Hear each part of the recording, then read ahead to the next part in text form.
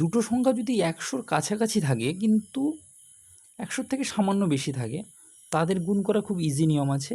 এই ভিডিওতে যেটা দেখব, পরবর্তীকালে 100-র কম থাকলে বা একটা সংখ্যা যদি 100-র বেশি বা আরেকটা সংখ্যা যদি 100-র কম থাকে, তখন তাদের গুণ করাও ইজি নিয়ম আছে, ওর পরবর্তী ভিডিওতে আমরা দেখব।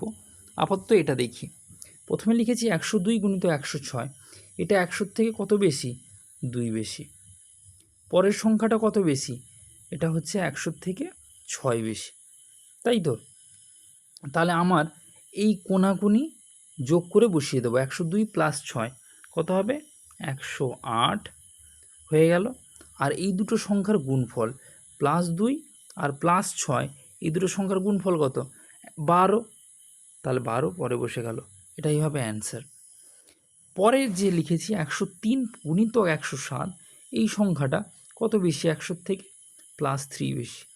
পরের সংখ্যাটা কত বেশি? +7 বেশি। তাহলে আমার এইটার সঙ্গে এটাকে যোগ করে দেবো।